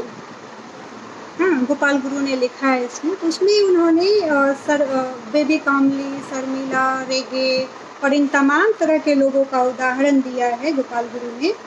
और एक लाइन है उसमें कि दलित स्त्रियां, ये अंग्रेजी में है ये आर्टिकल, हिंदी में शायद आपको पूरा वैसा का वैसा नहीं मिलेगा, लेकिन दलित वुमेन पे अगर आपको पढ़ना है तो आपको वो आर्टिकल थोड़ा देखना चाहिए। They flow free from the domestic to the public spheres. Gopal Guru ऐसा कहते हैं, मतलब कि दलित स्त्रियां घरेलू से निर्वाध आवाजाही करती हैं। मतलब कि गोपाल गुरु का कहना है कि जो दलित स्त्रियां हैं और जो सवर्ण स्त्रियां हैं, उनका शोषण घर के चौखटे के अंदर होता है। वो शोषण दिखता नहीं है, लेकिन वो सबसे ज़्यादा शोषित हैं। वो समाज में बोलती नहीं है, समाज में मुख्य रूप से सामने नहीं आता है, लेकिन उनके साथ तो दोहरी मार है कि उनको बाहर भी घर भी कमाना है। अगर वो कमा भी रही हैं तो बाहर भी कमाना है, घर भी कमाना है, लेकिन जो पैसे हैं, पैसे का अधिकार, निर्णय लेने का अधिकार, सारा वो जो सवर्ण स्त्रियां हैं उनके घर के पुरुष ही करते हैं। और वो चाहते भी हैं कि ये चीज़ें, ये जो लिगेसी है, इसको कोई तोड़ भी ना पाए। ये चीज़ें समाज में ऐसी ही बनी रहे। धूमिल कहते हैं ना, जब कविता में आप देखेंगे तो वो कौन सा प्रजातांत्रिक नुस्खा है जिस उम्र में मेरी माँ का चेहरा झुर्रियों की झोली बन गया, उसी उम्र की मेरी पड़ोस की महिला के चेहरे पर मेरी प्रेमिका के चेहरे, शासक और शोषित के दो चेहरे दिखाए जा सकते हैं।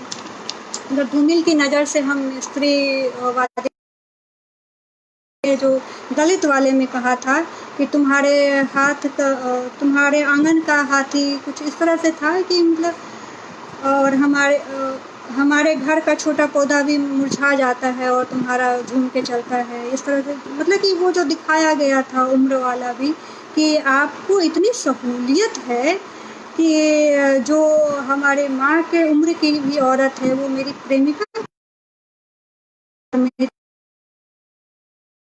उसका झुर्रियाँ हैं। तो वो झुर्रियाँ बनती कैसे है? जो लोग कहते नहीं है जो बाल मेरे सफ़ेद हुए हैं, वो ऐसे सफ़ेद नहीं, ऐसे मेरे भी बाल सफ़ेद हैं, तो वो ऐसे सफ़ेद नहीं हुए हैं, ये धूप में सफ़ेद हुए, या धूप में सफ़ेद नहीं हुए, अनुभव से सफ़ेद हुए हैं। ये हमने अनुभव से, उम्र हो गई है, लेकिन एक वर्ग है जिसको कि इतनी सुविधा मिलती है, जो एसी से कभी बाहर निकलता ही नहीं है, तो उसके शरीर पे उम्र का असर भी नहीं दिखता है। हाँ, जो मेवा और किशमिश जिसको खाने के लिए ये मिल रहा है और जिसको खाने के लाले हैं, आज कोरोना के समय में कौन सबसे ज़्यादा पीड़ित है? मध्य वर्ग, मैं आपको कह रही हूँ, मध्य वर्ग और मजदूर वर्ग, ये दो सबसे ज़्यादा पीड़ित है। किसान फिर भी सुखी है, बावजूद इसके कि ओले पड़े, बारिश हुई और सारी चीज़ें हुई, लेकिन ये जो मध्य वर्ग है, मध्य वर्ग में हमारे आपके जैसे मध्य वर्ग नहीं है जिनको 70,000 रुपया मिल रहा है, भले ही कितने दिनों बाद मिले वो अलग बात है, लेकिन हमको मिल तो रहा है ना भाई, और मेरे दिमाग में है कि वो पैसे मिलेंगे। वो मध्य वर्ग जो कि 10,000 रुपये में एक स्कूल की नौकरी करता है, हमारे आपके बच्चे को पढ़ाता है, वो मध्य वर्ग तबाह है। 4 महीने से वो उसका स्कूल नहीं चल रहा है, और हमारे जो पेरेंट्स हैं वो मतलब उनको पैसे नहीं देने के लिए मीटिंग कर रहे हैं, और इस तमाम तरह की चीज़ें हमारे समाज में आ ही रही हैं। जब आप लोकल पेज पढ़ेंगे तो वे देखते ही रहते होंगे, किसी भी अखबार का लोकल पेज पढ़ लीजिए, ऐसे ही चीज़ों से भरा पड़ा रहता है। तो वो मध्य वर्ग तबाह है। आप सोचिए, 10,000 में मैं बेबी सीटर नहीं रख पाती हूँ, 10,000 में एक आदमी का घर चलता है। पूरा का पूरा उसका घर चल रहा है, तो वो जब 4 महीने 5 कोई कितने दिन अपनी सेविंग से चला लेगा, जब 4 महीने 5 महीने उसको पैसे नहीं मिलेंगे, 1 रुपया नहीं मिलेगा, तो वो अपने घर को कैसे चलाएगा। यहीं पे आके शोषण और दमन का आपको रूप दिखेगा कि दलित किस तरह से शोषित और दमित है हमारे समाज में। और धूमिल का नाम धूमिल, तो और विमर्श में एक ये भी चीज आती है उठ के कि वो ही या जो स्त्री है वो ही स्त्री मुद्दे को उठाए। 2-3 चीज़ों कह के और ज़्यादा मैं आप लोग को समय नहीं दूंगी। तो मुझे नहीं लगता है कि एक, हालांकि इंटरव्यू में मैंने इस चीज़ पे झगड़ा भी कर लिया था, थोड़ा बहस हो गई थी मेरी इंटरव्यू से, कि उन्होंने मुझसे पूछा था कि जाके पैर ना फटे में भाई वो क्या जाने पीर पर आए ये। तो इसमें और भी लोग जो लिख रहे हैं उनका आपको क्या लगता है कि वो कैसे लिख रहे हैं। तो मेरा भी मानना है कि जो स्त्री, जैसे मान लीजिए मैं स्त्री हूँ, या अन्य से अन्य जब आप पढ़ते हैं, या यही सच है उससे पढ़ते हैं, मैत्री पुष्पक की आत्मकथा पढ़ते हैं, या कोई भी जो स्त्री वाले मुद्दे पे कोई भी उपन्यास पढ़ते हैं, तो जो स्त्री जो खुद भोगती है चीज़ों को, उसके साथ जो खुद जिस चीज़ से वो रूबरू होती रही है बचपन से, वो चीज़ हम सुन के वैसा नहीं लिख सकते जब तक कि आप उन चीज़ों को महसूस ना करें। हाँ, सुनी सुनाई बातों पे उतनी संवेदना नहीं आएगी जितनी कि जो भोगा हुआ है। हो सकता है कि मेरा लिखने का तरीका बड़े स्कॉलर जैसा नहीं हो, जैसा कि बेबी हालदार, जैसे दलित लेखिका है बेबी हालदार और इन लोगों ने लिखा है, या जूठन आप पढ़िए ओम प्रकाश वाल्मीकि का, या और भी जो तमाम दलित लेखक लिख रहे हैं अपने बारे में, या स्त्रियां जो लिख रही हैं। पहले तो स्त्रियों के लेखन को ही खारिज किया जाता रहा, तो दलित स्त्री की तो बड़ी स्त्रियों के लेखन को ही खारिज किया जाता रहा कि अरे ये लोग तो बस संवेदना वाली चीज़ लिखेंगे, प्रेम मोहब्बत कर ले, आलोचना तो इनके बूते की बात नहीं है। हाँ, इनका दिमाग तो एक तो बड़ा वो है कि इनका दिमाग घुटने में होता है। स्त्रियों का दिमाग तो जहाँ भी डिसीजन मेकिंग वाली बात होगी तो अच्छा, जहाँ डिसीजन मेकिंग की बात होगी वहाँ स्त्रियों को हटा दिया जाता है। हाँ, मर्द घर में बैठ के डिसीजन लेंगे। तो जो भी चीज़ है इस तरह की चीज़ें, मुझे लगता है कि दलित मुद्दे पे मैंने थोड़ा बहुत बोल दिया। एक चीज़ मैं और जोड़ना, गोपाल गुरु ने जो बेबी हालदार इस सब के बारे में लिखा था कि वो बहुत आराम से अपने घर से बाहर तक की यात्रा का वो सफ़र तय करती हैं। ये चीज़ मुझे लगता है और भी लोगों को लगा कि ये चीज़ सही नहीं है। दलित स्त्रियों को भी अपने घर में उसी तरह की तमाम दुश्वारियों का सामना करना पड़ता है, उसी तरह की चीज़ों से वो भी मतलब उनके जीवन में भी उस तरह की चीज़ें घटित होती हैं जो कि एक सवर्ण स्त्री या जो एक मध्य वर्ग की स्त्री होती है। मतलब कि अगर एक स्त्री का शोषण, सवर्ण स्त्री का शोषण उसके घर में होता है, तो वही पुरुषवादी मानसिकता कहीं ना कहीं दलित पुरुषों में भी है और धीरे धीरे आ गया है। वो चीज़ें थी कि खेत पे जो काम करते थे या मजदूर वर्ग है उनका कुछ छोड़ दें, तो जो थोड़े से खाते पीते दलित वर्ग हैं,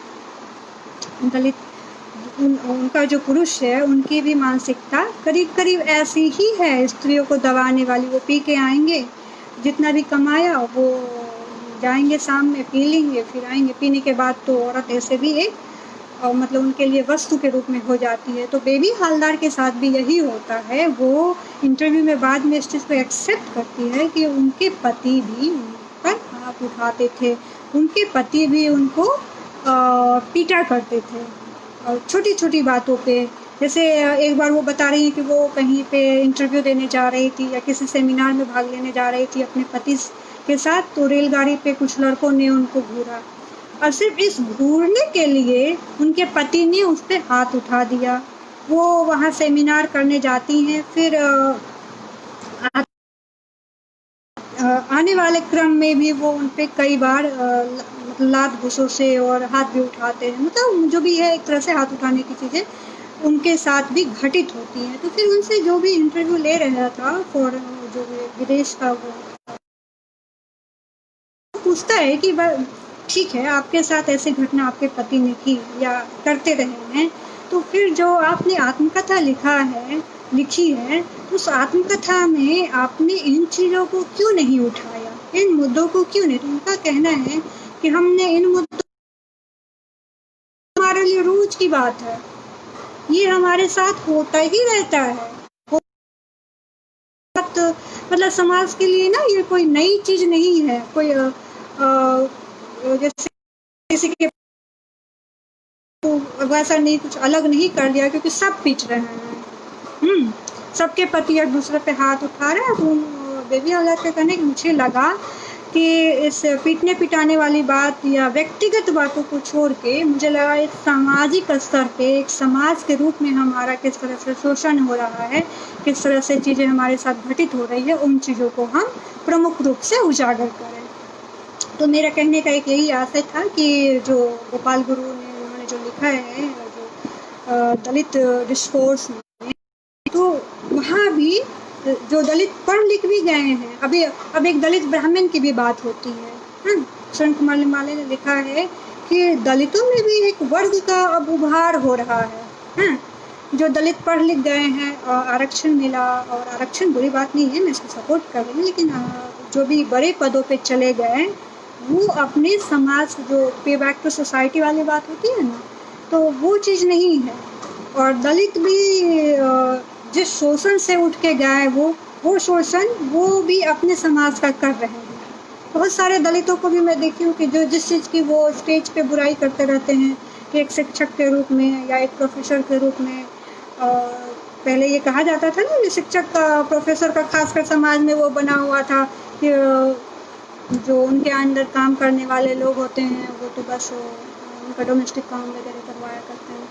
तो वो डोमेस्टिक काम अगर एक जो चेतनशील दलित प्रोफेसर या मान लीजिए कोई पिछड़ा वर्ग का प्रोफेसर बन जाता है, और वही चीज़ आप भी अपने व्यक्तिगत जीवन में करते हैं, तो फिर आप जिस चीज़ के खिलाफ आपने आवाज़ उठाई थी, उस खिलाफ के बाद आपने क्या समाज को दिया? जिस समाज ने आपके लिए इतना किया, उस समाज को आपने क्या रिटर्न किया? आप भी वही चीज़ कर रहे हैं कहीं ना कहीं, ठीक है। और मुझे लगता है कि मैंने तमाम तरह की चीज़ों, हर मुद्दे को छूने की कोशिश की है, दलित स्त्री वाले मुद्दे पे, चाहे वो आत्मकथा हो या उपन्यास के क्षेत्र में, या महादेवी वर्मा जी ने क्या कहा है, और अनामिका ने क्या कहा है, वीर भारत तलवार ने क्या कहा है, या गोपाल गुरु ने, या जो मुझे अपने जीवन से लगा कि आप लोगों के भी साझा करने चाहिए, वो मैंने साझा किया। हो सकता है कि मैं कुछ हद तक अपनी बात को ठीक ठाक रख पाई हूँ आप लोग के सामने, और आप लोग को कुछ ठीक लगा हो।